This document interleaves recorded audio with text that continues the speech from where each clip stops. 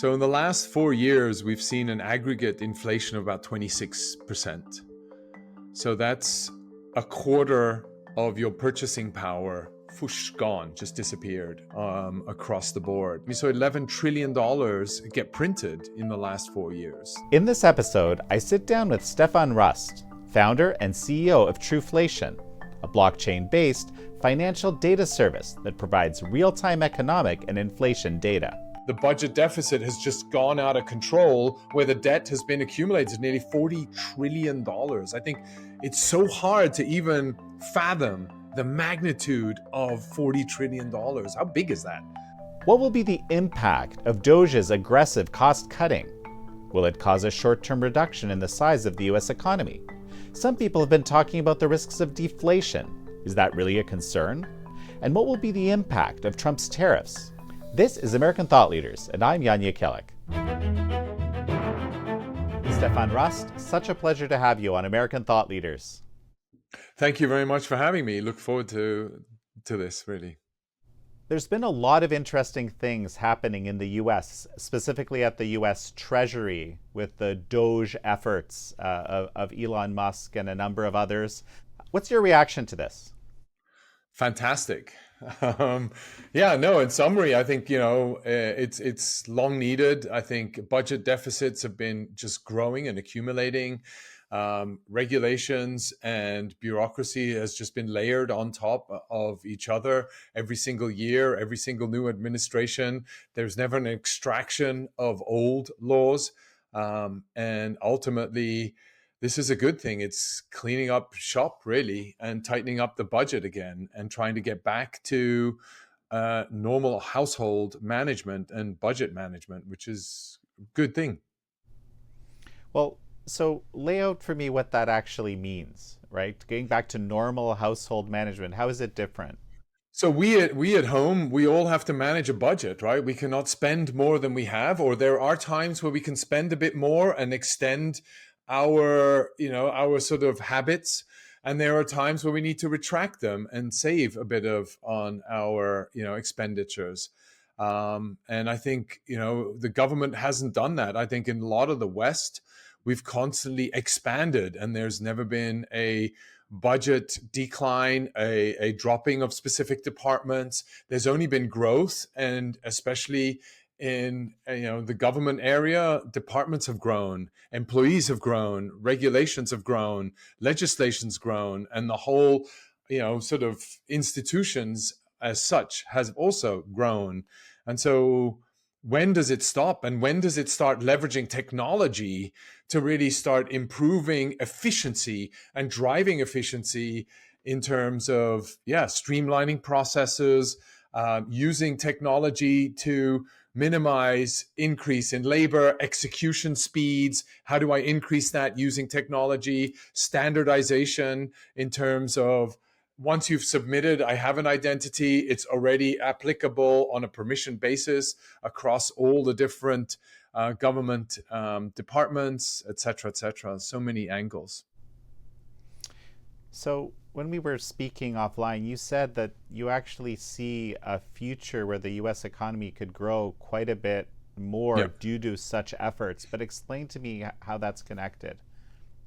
So there are two elements there that I really highlight. One is efficiency, right? So having a bill, a mandate, a budget that actually gets converted into infrastructural improvement, so that the actual allocation of funds gets deployed and gets input into the economy, number one. And number two, the economy can reap the benefits of that new infrastructure in the marketplace thereafter. So that's one element. And then the other element is just the elimination of red tape. As new businesses evolve and start up, they don't necessarily always have all the resources needed with legal compliance, obligations that are set upon startups, let alone sort of small, medium businesses. How do we let them innovate? How do we let them build new products, drive new opportunities forward? And I think with a lot of red tape in place, it becomes extremely difficult, very expensive for new startups to really innovate. And I think that out of the way will allow entrepreneurs who already have an extremely difficult challenge to try and penetrate into new markets and disrupt existing industries. All of a sudden now they have the right to move, and they have one burden less on the list of challenges in front of them as they launch new businesses or even start new companies. Makes me think of how there's a rule that for any new regulation that is to come in place, 10 must be cut. That's how Trump is rolling right now.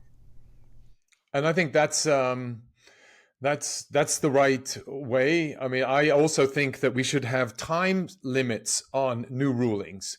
So this new ruling should be in place for 5 years, and then we revisit after 5 years how it's going, what's the progress, what clauses do we have in here that are too many, what are too few, how do we adjust it and tweak it, and then put in place for the next 5 years a better, more improved, more time-adjusted legislation. And so that's ultimately, I think, where ideally we go to. And that actually means, yeah, a lot of the governments are continuously optimizing and tweaking and improving their processes. How do you understand kind of the reaction to these efforts at Treasury and also now at USAID?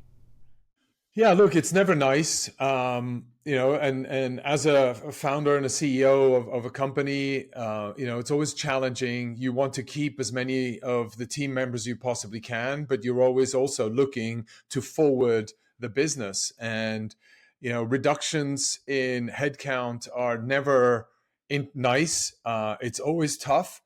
And especially at big scales, right? And you look at, sort of Fortune 500 companies, when they have to cut, they cut 10,000, 20,000, 5% of their workforce.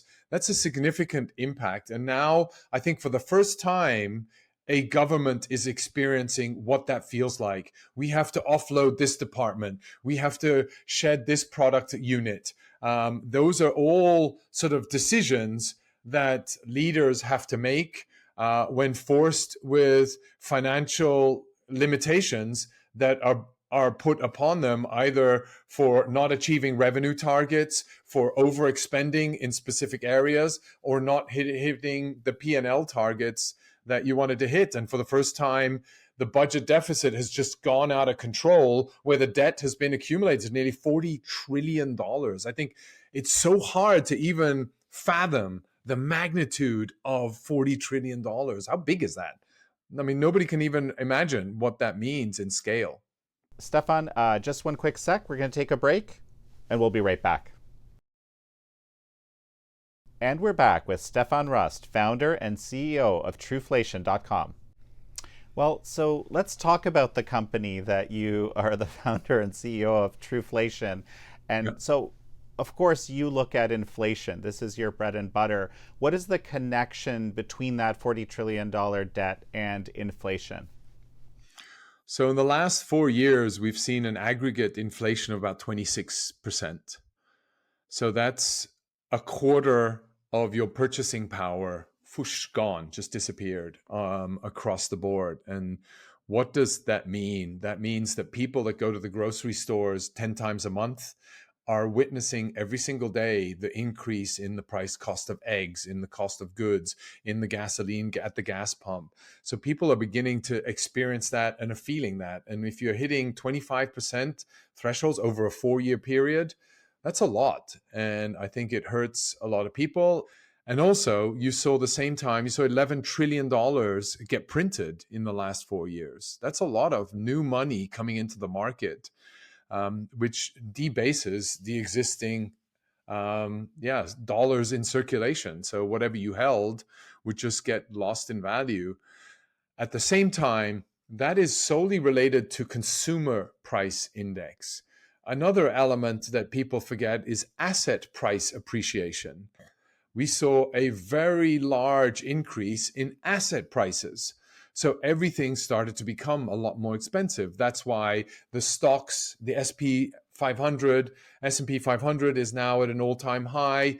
where are people putting that liquidity? Not in new roads, not in new trains, not in better infrastructure, updating the IT systems available. Instead, we're buying S&P 500, we're buying gold, we're buying Bitcoin, we're buying all these other assets in order to hide and store value, which we couldn't find in the dollar. Well, so you started talking about my next question, because this is Yeah. actually somewhat of a debate. Where does inflation actually come from? Give me the picture. So it really comes from overspending, right? So I've overspent. How do I overspend? I need to print more money to keep up my spending habits. And so in order to print more money, I drive up, I debase the existing value of amount of dollars in circulation. And so now, ultimately, $11 trillion of new printing to feed the budget deficit over the last 4 years has resulted in a significant increase in money supply, which ultimately means cost of goods go up in order to make up for that new supply and the assets that have been appreciated over time. So the bottom line is balancing the budget solves the problem. Is that the what you're saying? Yeah, because money is not free. The new money that gets printed comes at a cost at 5% interest in order to hold inflation down. And so that 11 trillion costs more money. So I'm spending more, but I'm actually paying more for that additional spending. It's like your credit card bills. When you spend more money at home, you need more money in order to pay off the credit card bill or the debt that's accumulated on the credit card bill. And it's not just the income to cover your day-to-day costs, but it's the income to cover your day-to-day costs and the interest on the excess expenditure that you've been exercising on that credit card. As all of this cost cutting starts happening, starting in the Treasury, going at department after department, that actually kind of reduces the size of the economy initially, doesn't it? The cutting of expenditure reduces the size of the budget deficit and ultimately puts new people out of work, which means that they will have less spending power because they don't have an income. However, I don't think they're out of work. I think they're given a nice package to give them enough time to find new jobs. I don't know the details associated with that, but I'm a big believer in leaning in. I think there will be a whole new set of jobs that will come up over the next year or two, despite AI and everybody's looking at other technologies that are coming there that are going to increase productivity. But there will be a whole new set of infrastructure that's going to be deployed. And one thing we know and what we've learned over the last centuries is that every new revolution brings out new types of jobs that we never thought of 5 years ago or 10 years ago. One thing that I've heard raised, I'm curious what your thought is there any risk or, perhaps benefit of deflation happening any time in the near future? How does that grab you? So yeah, I mean that's definitely a lot of debate. Is there deflation? Are we going to see disinflation? Are we going to see stagflation? Our view is we don't see any signs of deflation. We actually see the opposite. Sort of, we think the new normal will be 3.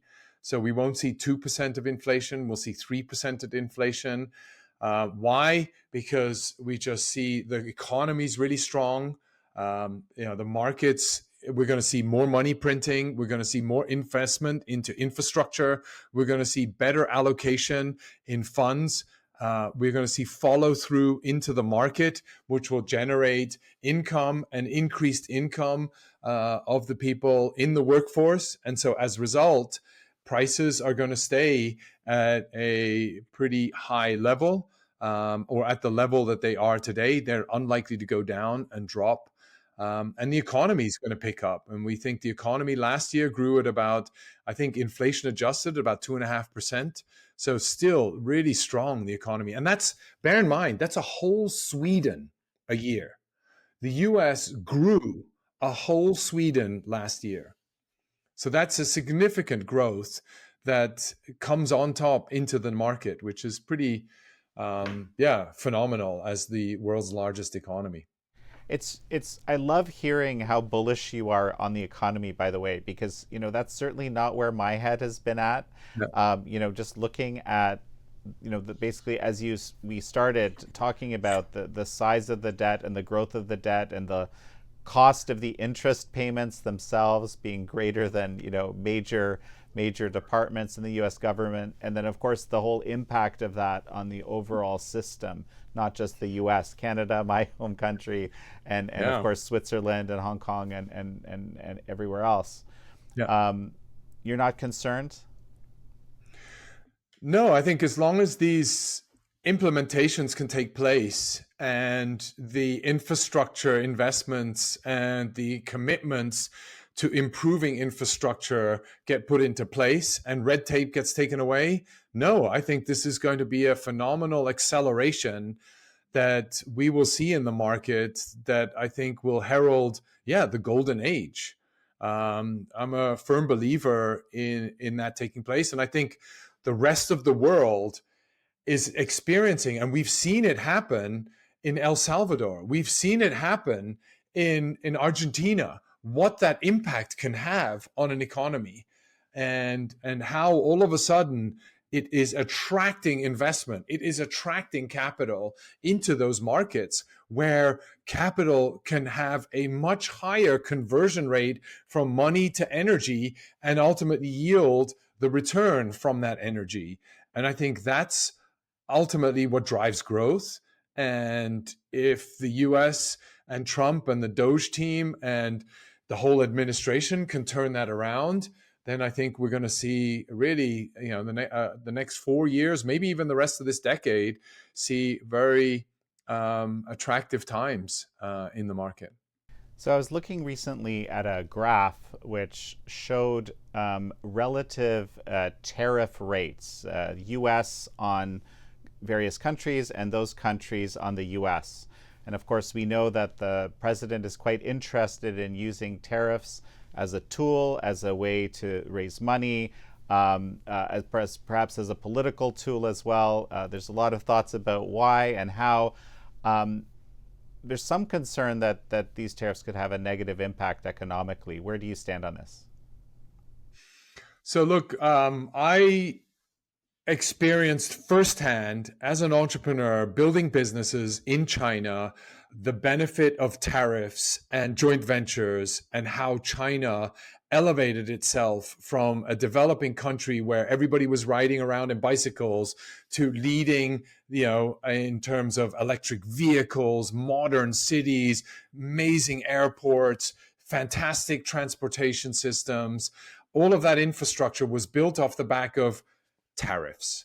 And the only way you could invest in China was you had to build out a joint venture. And so as a joint venture, you needed a local partner. And that way you had to hire a certain number of local employees to be a part of that infrastructure or factory.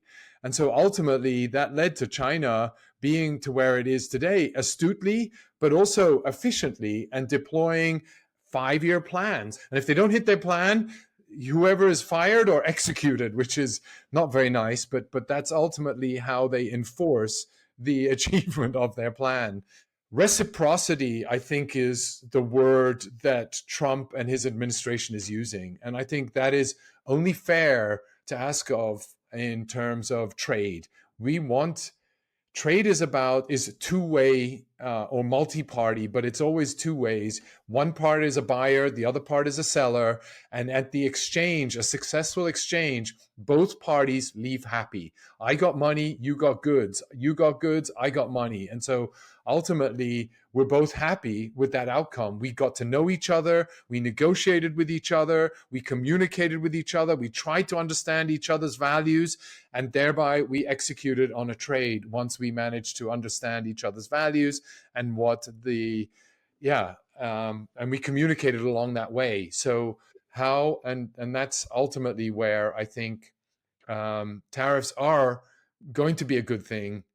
not a blanket tariff, but more a tariff as in very targeted and concise and towards achieving reciprocity, hopefully. Well, perhaps this is a discussion for another time, but I would argue that communist China's, umpteen trillions of dollars worth of intellectual property theft over the last decades probably contributed more than the joint ventures, although the joint ventures were a very smart idea on how to further transfer technology. Yeah, and I mean, definitely. But the joint ventures, think about it. You're hiring local team members to support the development within that joint venture, whatever that joint venture may be doing. As a result, you're educating those team members on how you're doing your manufacturing processes, on the designs, on the architecture, and all the information that travels with the manufacturing of a given product. And so as a result, not only you're educating and you're driving your intellectual property into those new team members. So JVs have really turned out to be a very favorable long-term investment on part of the Chinese into acquiring Western talent, Western methods, and Western practices, and Western intellectual property. 100%, because part of that deal is also the full transfer of that technology into the joint venture. And it's kind of astonishing where we're at, when it comes to the abject lack of reciprocity, as you kind of outlined. Stefan, this has been an absolutely fascinating conversation. Any final thoughts as we finish? It is just really, how do we keep this culture alive of continuous pursuit for improvement and creating a world that is better for the next generation than extracting value out of what we have created or what our previous generations have created? How do we add new value into the economy? And I think it's a golden age. We have so many opportunities, technology, we've got blockchain, we've got AI, we've got genetics, biotech, we've got so many different robotics. We've got all these innovations that are taking place that represent so many opportunities. How do we lean in and create and build and find new, better lives for the next generations around those technologies? Well, Stefan Rust, it's such a pleasure to have had you on. Thank you very much. Really nice being here, Jan, and really, enjoyed this a lot as well. Thank you all for joining Stefan Rust and me on this episode of American Thought Leaders. I'm your host, Jan Jekielek.